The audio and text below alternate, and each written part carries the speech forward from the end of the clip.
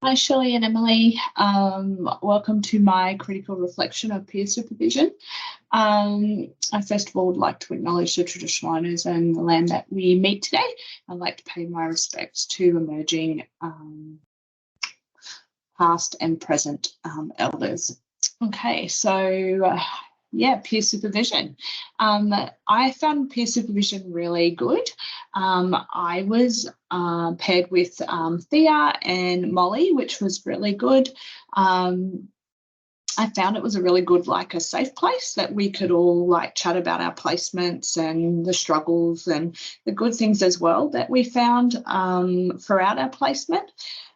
We started our first peer supervision by having some really clear ground rules around what expectations were that we thought of every session. So, making sure that it aligned with, the code of ethics. And so we spoke about having respect for people, respectful of time. Confidentiality was a big one. I know I was really worried about that, just probably because Molly worked for another child safety organisation at Rockhampton, and I was just worried about, if I'd said like something or, something got a bit mistreated or whatever the case was. I just didn't want it to go any further, but everyone was really good, and we reassured everyone that that was, a key and a core component of our values, and that's what we were hoping for all these sessions, that it was a safe space.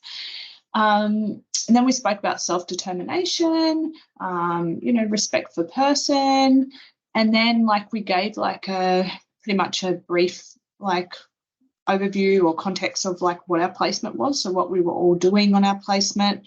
And it was good because Molly and I work in child safety. We were doing placements there. Therefore, Thea was working for an NGO, Anglicare, which supported the carers that actually foster these children. So, I felt it was a really good fit. So as we went on throughout our sessions, I think social justice and professional integrity was definitely incorporated as well along the way.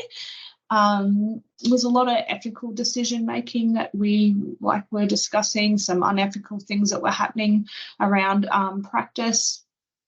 And we really, one example I can give is that Molly and I could really reflect on this, that we gave Thea some really good inside information, and helped her to, advocate for the rights of a young person that wasn't getting treated properly.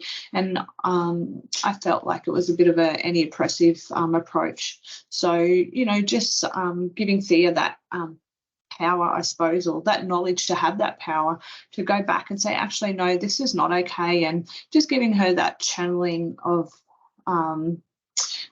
a process. Go to the team leader. If the CSO is not giving you what you need, go to the team leader. And she did that. And we got a really good outcome out of that. That young person now has his voice and choice has been heard, and he's now on the permanency board, you would say, to get permanency to his carer, who he's been with since he was like a baby. So I just, I think that was really empowering, and I'm really grateful that I was part of that process.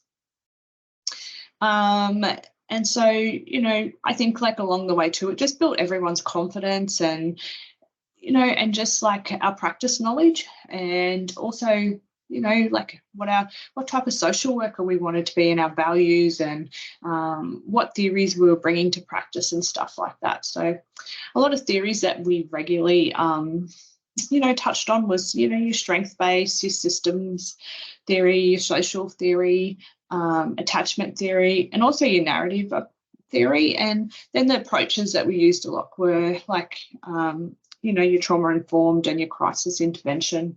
That's definitely across all of our work that we did, because Thea, she worked in the intensive foster care, so she dealt with a lot of the complex cases that we deal with at child safety every day. So look, there was definitely some struggles, I think, as well.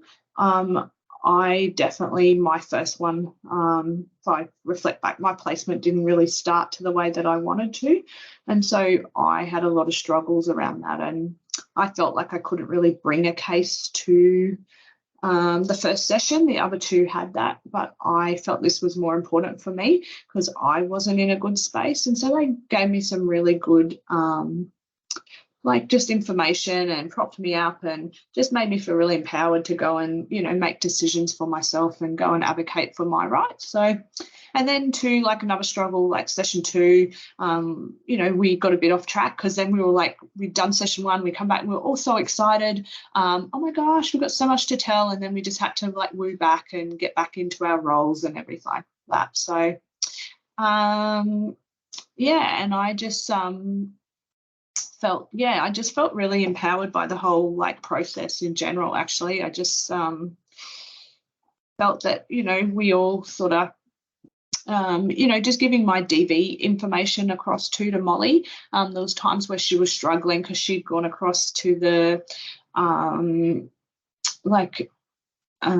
assessment team, and you know, she didn't have a lot of DV knowledge. So just putting my DV lens and giving her that information, you know, helped her a lot as well. So I think like, yeah, and they gave me a lot of stuff as well that helped me along the way, like information. And so I could make informed decisions too about like my placement and about cases that I dealt with. And, you know, by the third one, we really like got into it and we were bringing a lot of complexity cases to the table, and that was really good as well. And we've all made the decision that we will probably continue to catch up after this, and like continue peer supervision, so in an informal way. And I think that's really, really good. So I've definitely enjoyed this. I've done peer supervision more on a formal basis through work, but I've definitely enjoyed it because I didn't realise how much I was informing my practice with social work values and just my theories as well, because I'm not a big theory person, but I'm actually applying them every day and I don't really realise. So I think that's really great. So yeah, I've really enjoyed it, and thank you for providing this assessment for us. I've really enjoyed this process. Thank you.